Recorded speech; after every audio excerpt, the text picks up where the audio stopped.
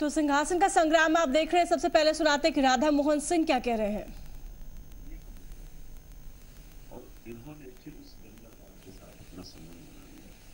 तो इससे भी जनता काफी नाराज है और मुझको लगता है कि जो 4 विधानसभा क्षेत्रों में चुनाव हो रहा है इसमें 32 पर निश्चित रूप से भारतीय जनता पार्टी चुनाव जीतेगी। सर, आप जो कह रहे हैं कि बीजेपी को लेकर लोगों के मन में एक नया उमंग है, आस्था है, तो क्या इस बार आप लोग की सरकार बन जाएगी, नीतीश लालू चले जाएंगे? निश्चित रूप से कम से कम 200 सीटों पर चुनाव जीतेगी।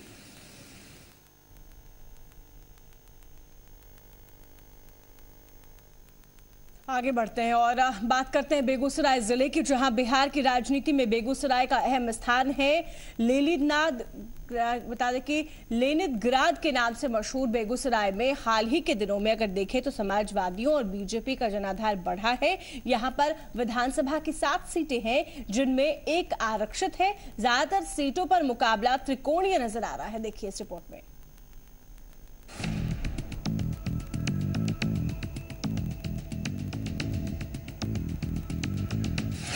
1870 में ये मुंगेर जिले के सब डिवीजन के तौर पर स्थापित हुआ था।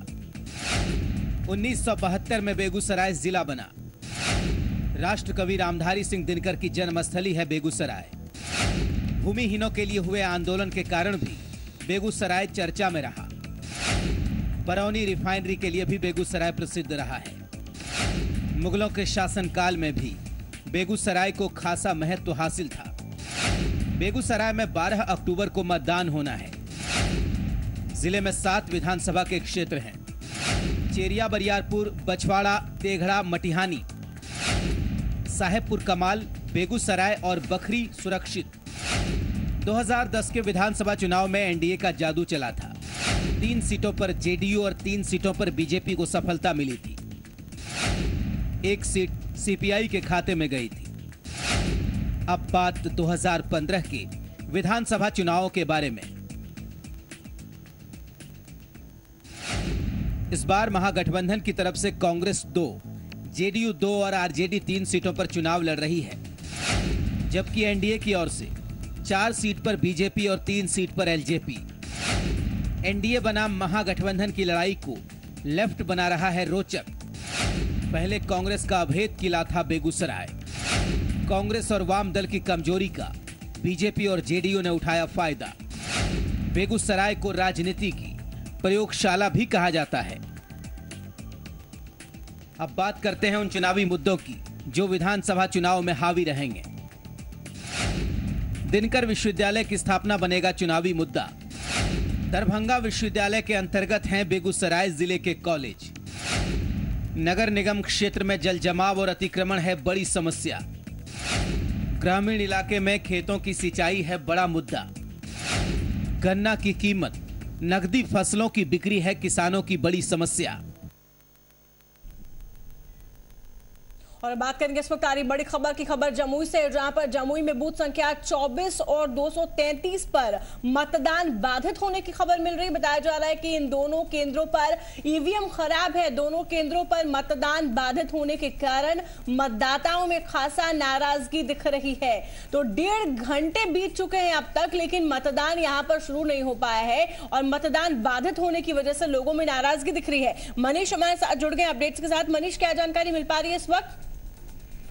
जी, जमुई के बूथ संख्या 24 जो दौलतपुर गांव में बनाया गया मध्य विद्यालय दौलतपुर में ये बूथ है। यहाँ पे सैकड़ों लोग कतार में खड़े थे सुबह से ही। ठीक है, बहुत शुक्रिया मनीष सिन्हा आपका। तो ईवीएम खराब होने की वजह से 1.5 घंटे बीत जाने के बाद भी लोग अपने मतदान को नहीं कर पाए, जिसकी वजह से लोगों में नाराजगी भी दिख रहा है। तो लोगों में नाराजगी दिख रही है और ऐसे ही कुछ स्थिति दिख रही है मुंगेर की, जहां से बड़ी खबर आ रही है। मुंगेर की बूथ संख्या 133 पर मतदान बाधित है। यहां पर भी ईवीएम के खराब होने की जानकारी मिल रही है और ईवीएम खराब होने की वजह से बूथ संख्या 133 पर लोग अब तक वोट नहीं डाल पा रहे हैं। लोगों में खासी नाराजगी। और एक बड़ी बात ये राहुल की जगह जगह से ऐसी खबरें आ रही हैं कि ईवीएम खराब है और कई जगहों की हमने अब तक रिपोर्ट्स दिखा दी। करीब 5 से 6 जगहें ऐसी हैं जहां से बूथ पर समस्या हो रही है ईवीएम खराब होने की वजह से। बिल्कुल, और इस कारण लोगों को समस्याएं भी आती हैं। बहरहाल मुंगेर संवाददाता प्रशांत हमारे साथ फोन लाइन पर जुड़े हुए हैं। 133 नंबर बूथ संख्या पर मतदान बाधित है। प्रशांत, क्या कारण बताया जा रहा है इसका और कब शुरू होगा मतदान? जी ये मतलब ईवीएम करा दी है और अभी तक जो है लगभग 7 बजे मतदान होना था और अभी लगभग 8:30 बज रहे हैं और अभी तक मतदान स्टार्ट नहीं हुआ है। अभी तो डीएम साहब यहाँ पे आए थे, उन्होंने देखा और जल्द से जल्द उन्होंने कहा कि जल्द से जल्द इस मतदान में मतदान शुरू हो जाएगा।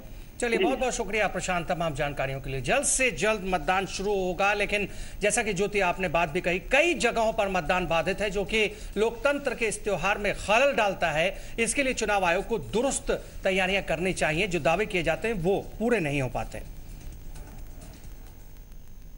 और बात करेंगे शेखपुरा की, जहां पर शेखपुरा के बरबीघा में ईवीएम खराब होने से मतदाताओं को परेशानी का सामना करना पड़ रहा है। बूथ संख्या 170 पर ईवीएम खराब हो गया है। सूचना मिलते ही सेक्टर मैजिस्ट्रेट दूसरा ईवीएम लेकर वहां पहुंचे दूसरे ईवीएम के साथ, लेकिन दूसरा ईवीएम भी खराब निकला, जिसकी वजह से मतदान देर से शुरू हुआ है। तो ये तस्वीरें आपको दिखा रहे हैं। मतदान करने के लिए, अपने मताधिकार का प्रयोग करने के लिए लोग सुबह से ही बूथों पर पहुंच गए, लेकिन समस्या लोगों को सामना करना पड़ा समस्या का, जब ईवीएम ही खराब निकला। और जब दूसरे ईवीएम को मंगाया गया तो चौंकाने वाली बात ये रही कि दूसरा ईवीएम भी खराब निकला, जिसकी वजह से मतदान बाधित रहा।